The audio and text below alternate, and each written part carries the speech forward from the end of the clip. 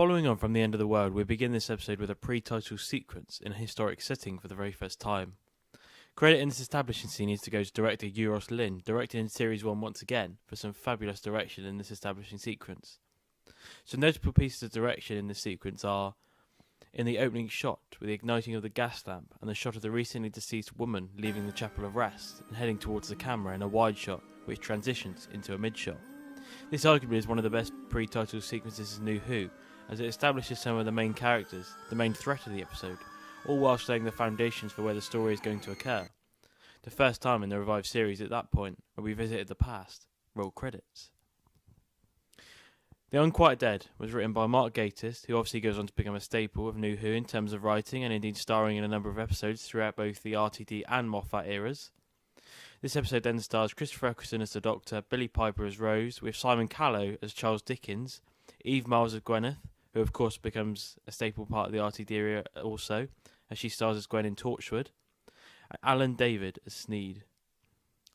Making his writing debut in this episode, it is clear to see how different his writing is to RTD, as we see the tone shift quite dramatically from overly camp, although not a bad thing in Rose and the End of the World. It does provide a much fresh feel to the beginning of this episode.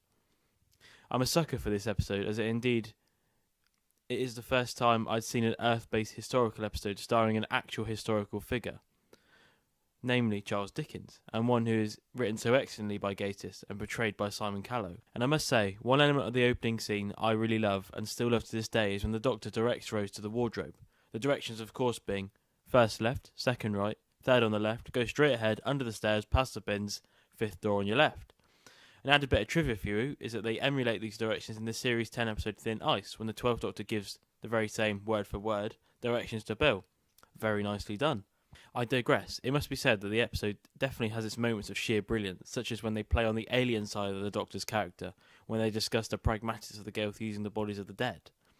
This was an interesting approach from Gatiss, and was especially poignant considering this is very early in the revived series.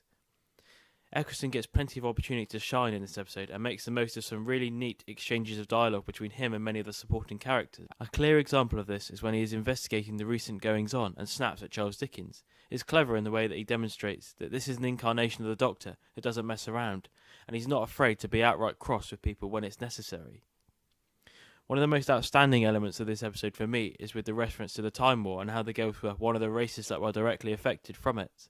It works excellently as it explains why the Doctor feels that he has a responsibility to help them, and gives us as a viewer a further explanation and exploration of how deeply this Doctor is affected from the war. Furthermore, another rather comedic moment I always pick up on is when Dickens exclaims, "What the Shakespeare is going on?" which of course is a clear play on the well-established, "What the Dickens is going on?" Nice work, Gatiss. Nice work. However, there are many elements of this episode that makes it one of the more mediocre episodes of Series 1, such as how forced Rose and the Doctor's supposed relationship is developing. I'm talking specifically when the two of them are trapped in the dungeon and the Doctor says, "I'm so glad I met you," which is a tad forced, although it is strictly down to the writing on this occasion and has nothing to do with the performance from Eccleston and Piper, as they continue their on-screen chemistry of the two previous episodes expertly. It is also at its downfall when the episode tends to force historical references down the audience's throats. An example of this is when the Doctor has his fanatic moment with Dickens in the carriage.